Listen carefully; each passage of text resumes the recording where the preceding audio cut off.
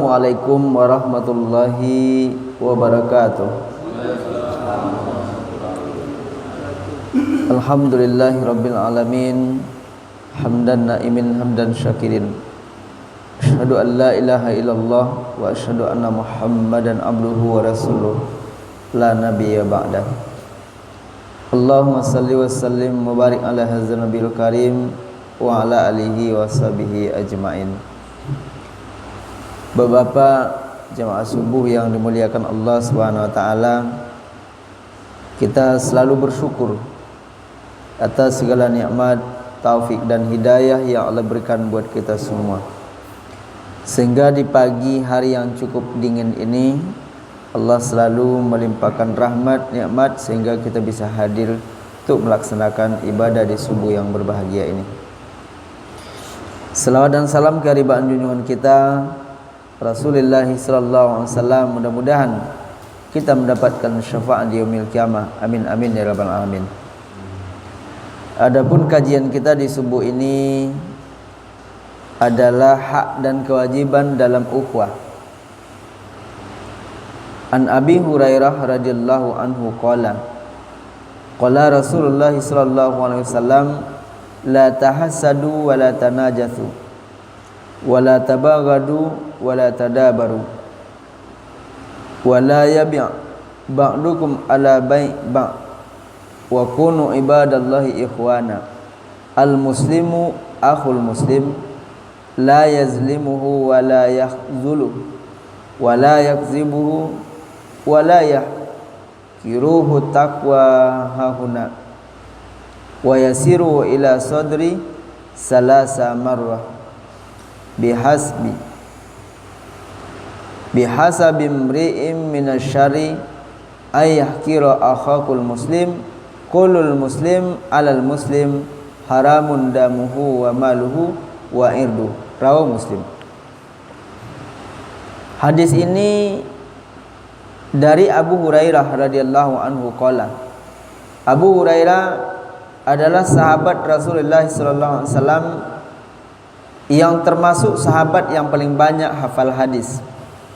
Makanya para perawi hadis mengambil hadis an Abi Hurairah, ini dari Abu Hurairah radhiyallahu anhu.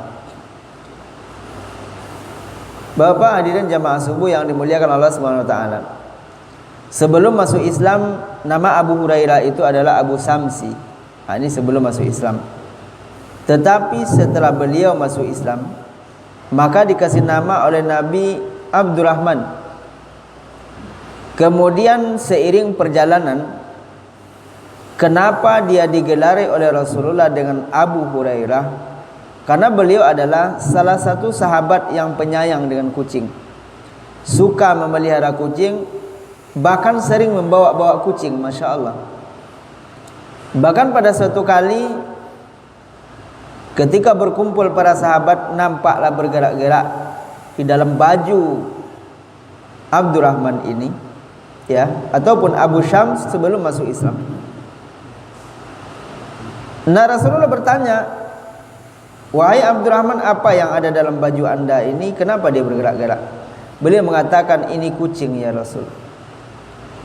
Nah, semenjak itu beliau digelari oleh Rasulullah dengan Abu Hurairah.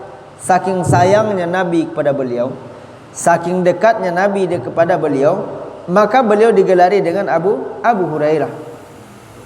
Jadi kalaulah Nabi tidak dekat ataupun tidak akrab dengan sahabat ini, tentu Nabi tidak akan berani dan tidak akan mau memberikan sebuah gelar Abu Hurairah. Nah, ini adalah salah satu tanda bahwa beliau ini sangat dekat dengan Rasulullah. Qala Rasulullah sallallahu alaihi wasallam, Nabi berkata, la tahassadu wa la tanajasu wa la tabaghadu wa la tadabaru.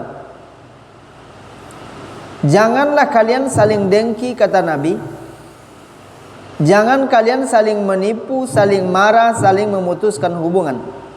Dan janganlah kalian menjual sesuatu yang telah dijual kepada orang lain. Artinya meminang orang yang sedang dipinang oleh orang lain.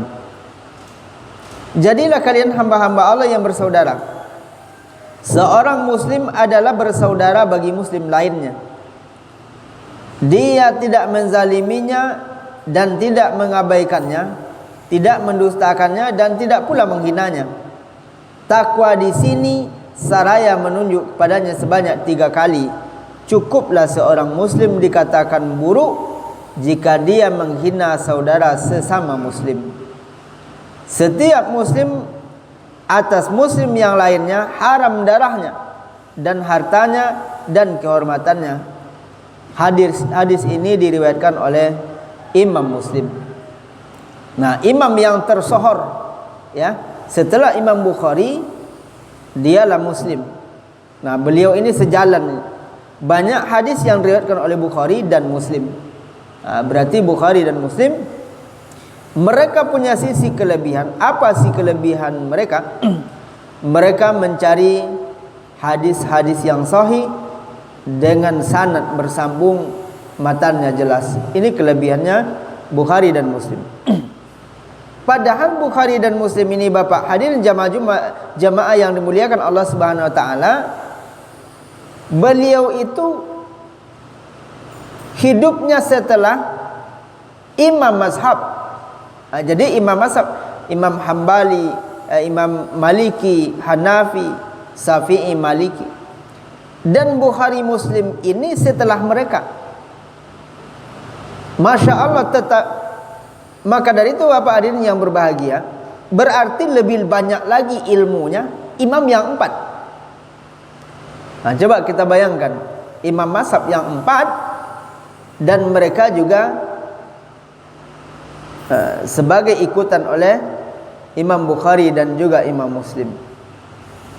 Bapak hadirin jamaah yang dimuliakan Allah Subhanahu wa taala.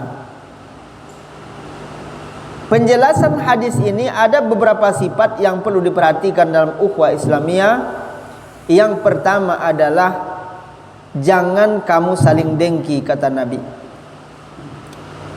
Dengki itu salah satu cara untuk membakar amal ibadah. Apabila iri hati, dengki, hasud ada di dalam diri manusia, dia tidak senang orang lain mendapatkan nikmat. Dia menginginkan nikmat yang ada pada orang lain itu habis. Dan kemudian yang ketiga adalah dia berupaya untuk mendapatkan nikmat seperti orang tersebut, tetapi dia doakan orang yang mempunyai harta itu supaya hartanya itu habis. Ini dengki. Jadi dengki itu SMS. Apa SMS? Susah melihat orang senang, senang melihat orang susah. Kalau ibaratkan pepatah, sepeda yang mendaki, nafas dia yang sesak. Ini yang dikatakan dengki. Selama dengki ini masih berada di dalam diri manusia, maka mereka tidak akan pernah mendapatkan qalbun salim, hati yang bersih, hati yang selamat. Kenapa? Karena di dalamnya ada sebuah virus yang mematikan qalbu. Apa itu? Iri, dengki. Bapak hadirin jamaah subuh yang dimuliakan Allah Subhanahu wa taala. Kemudian yang kedua, jangan saling menipu. Para pedagang jangan dikurangi takaran, jangan dikurangi timbangan. Maka katakan barang itu, kalau dia asli katakan asli, kalau dia tidak asli katakan tidak asli. Berarti dia menghindarkan sebuah penipuan dalam dirinya. Jangan nanti melihat barang kita orang tertarik. Tujuannya apa? Supaya barang ini terjual, pandai-pandai dia cara menjual. Ini namanya menipu. Kadang-kadang barang tidak asli dikatakan asli. Bapak hadirin jamaah subuh yang dimuliakan Allah Subhanahu wa taala. Kemudian yang ketiga adalah jangan saling marah dan saling memutuskan hubungan. Jangan saling marah sehingga putusnya hubungan silaturahim, bahkan tidak bertegur sapa. Bahkan ada orang ketika berjumpa satu sama lain menoleh, tidak mau menatap satu sama lain, berarti dia tidak mau belajar dengan alam. Coba kita tengok semut di dinding itu. Semut yang satu dari barat, yang satu dari timur. Kalau dia berjumpa bersama temannya, dia berhenti sejenak, tegur sapa dia. Assalamualaikum. Waalaikumsalam. Min aina anta? Dia mengucapkan sebuah perkataan. Dia tanya dulu apa informasi di jalan segala macam. Coba kita lihat. Nah, kalaulah manusia tidak mau bertegur sapa ataupun saling menoleh satu sama lain ketika mereka berjumpa, berarti semut lebih unggul dibandingkan orang tersebut. Jadi maka dari itu jangan saling marah, saling memutuskan hubungan. Marah yang dimaksud di sini adalah jangan saling marah negatif sehingga menimbulkan permusuhan, bahkan saling hasud ya. Dan kemudian silaturahmi menyebabkan terputus. Tetapi bolehkah kita marah? Boleh, sepanjang marahnya berada dalam koridor marahnya positif. Arti marah positif adalah benar-benar dia marah karena Allah. Kalau dia benci benar-benar karena Allah. Inilah dia yang positif. Kemudian berikutnya, dan janganlah kalian menjual sesuatu yang telah dijual kepada orang lain. Artinya apa? Orang sedang membeli barang, memang belum deal, tetapi masih ditanya, ya, masih ditanya barang yang sedang ditawar itu. Kita tidak boleh menawar, tidak boleh menawar barang yang sedang ditawar oleh orang lain. Apalagi menjual sesuatu yang telah dijual kepada orang lain. Ada malahan orang surat tanahnya berlapis, sudah dijual ke orang ini, dijual pula dengan orang ini, dijual pula orang ini. Bahkan sampai satu tanah itu pembelinya mau 3 ataupun 4 orang. Ini namanya menjual barang yang telah dijual kepada orang lain. Jangankan menjual, meminang orang yang sedang dipinang oleh orang lain enggak boleh. Menawar barang yang sedang ditawar oleh orang lain tidak boleh. Ini tentunya barang-barang yang memang jumlahnya tidak banyak. Tapi kalau cabai di pasar boleh. Cabai ini berserak, datang pembeli 3 orang sekali beli, boleh dia tawar menawar. Bisa tidak cabai ini sekian, bisa tidak sekian, itu boleh itu. Tapi kalau barangnya hanya satu, ya, barangnya hanya satu yang sedang ditawar oleh orang lain, katakan itu mungkin binatang ternak ataupun kendaraan-kendaraan ataupun yang lainnya, ketika orang sedang terjadi tawar menawar, kita tahan diri dulu. Kalau nanti dia nggak jadi beli, baru kita beli. Ini salah satu adab di dalam Islam. Bapak hadirin jamaah subuh yang dimuliakan Allah Subhanahu wa taala. Jadilah kalian hamba Allah yang bersaudara. Jadi orang mukmin itu bersaudara. Al-mu'minun ikhwa. Orang mukmin itu bersaudara. Seorang muslim adalah saudara bagi muslim yang lainnya. Jadi orang mukmin dengan mukmin lainnya, ya, muslim dengan muslim lainnya, mereka bersaudara. Makanya Bapak hadirin yang berbahagia, walaupun kita beda negara, beda suku, beda warna kulit, beda bahasa, tetapi kalau Islam, kalau akidah sudah menyatukan kita, kita sama-sama muslim dengan mereka, berarti mereka adalah saudara kita. Bapak hadirin jamaah yang dimuliakan Allah Subhanahu wa taala. Nah, kemudian tidak menzalimi dan mengabaikan satu sama lain, tidak mendustakannya, tidak menghinanya. Takwa di sini seraya menunjuk dadanya sebanyak 3 kali. Cukuplah seorang muslim dikatakan buruk jika dia menghina saudaranya yang muslim. Setiap muslim atas muslim yang lainnya haram darahnya, ya, termasuk hartanya dan kehormatannya. Bapak hadirin jamaah subuh yang dimuliakan Allah Subhanahu wa taala. Nah, inilah jabaran kajian kita merujuk kepada kitab Imam Nawawi, hadis Arba'in. Nah, Bapak hadirin jamaah yang dimuliakan Allah Subhanahu wa taala. Nah, kita simpulkan kajian kita pada pagi hari ini. Yang pertama, jangan saling mendengki, jangan saling menipu, jangan saling marah, jangan saling mendustakan, dan juga jangan saling memutuskan hubungan silaturahim. Dan jangan menjual sesuatu yang telah dijual kepada orang lain.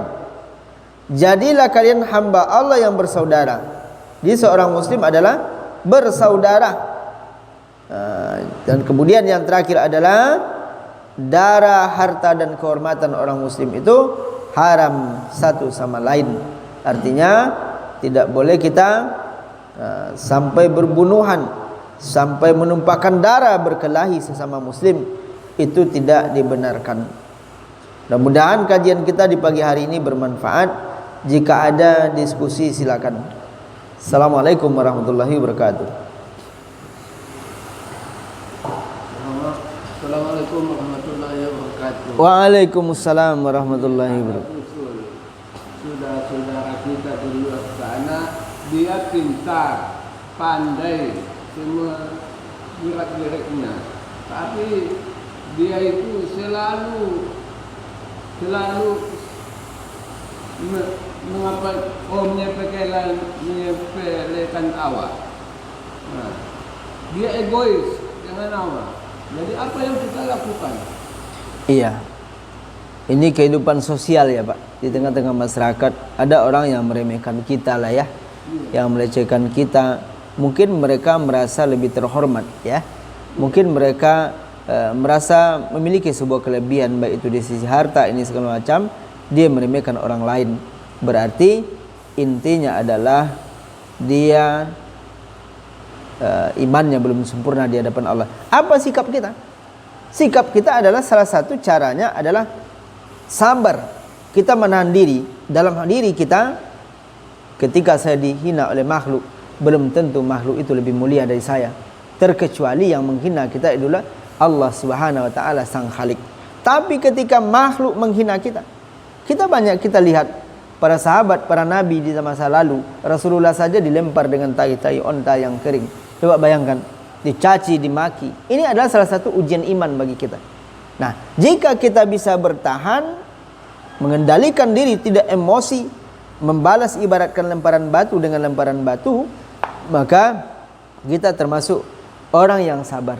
Orang yang sabar adalah orang yang dimuliakan oleh Allah Subhanahu wa taala. Itu salah satu cara ampuh. Sabar, menahan diri. Walaupun kita bisa memaki-maki mereka, bisa kita balas ucapan mereka, tapi kita tidak mau, kita tahan diri karena Allah sedang melihat. Berarti insyaallah mudah-mudahan kita termasuk orang-orang yang sabar. Ihsan sudah mulai ada dalam diri. Gitu Pak. Kalau kita dihina makhluk ini tidak masalah, belum tentu makhluk yang menghina kita, yang merendahkan kita lebih mulia dibandingkan kita.